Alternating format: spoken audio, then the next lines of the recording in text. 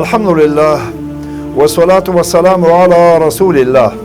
تر حمد صلاة و سلام رسته په ګران هیواد کې د امیر د ټاکلو شرعي حکم د اسلامي حکومت د مشرتابه لپاره د قائد او زعیم ټاکل واجب دي.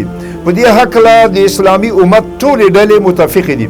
د قرآن کریم د 5 آیاتونو او د نبوي حدیثونو له 10 روایتونو څخه دا خبره ثابتېږي چې د اسلامي حکومت او نظام لپاره د مشر ټاکل او انتخاب واجب دی.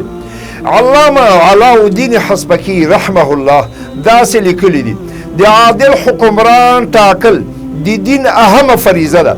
همدا علت ده چې اصحاب کرامو د امیر ټاکل د رسول الله د دفن څخه دمخه سر ته ورسول. د ابوبکر صدیق رضی الله عنه سره د بیعت نه وروسته بیا د رسول اکرم صلی الله علیه وسلم تدفین سر ته ورسید. په دې هکله نبوي فرمان دی. رسول الله صلی الله علیه وسلم فرمایي: ومن مات وليس في عنقه بیعه مات میتة جاهلیه. یعنی هغه څوک چې په داسې حالت مړ شي چې بیعت یې نه وي کړی، نو داسې شخص د جاهلیت په مرګ مړ شوی دی. لنډه دا چې د مملکت د رئیس او امیر په درولو د ټول امت اتفاق دی او بیعت ورسره لازم دی، خو بیعت به په خپله خوښه یي، د جبر د زور او د استکبار په اساس به نه یي.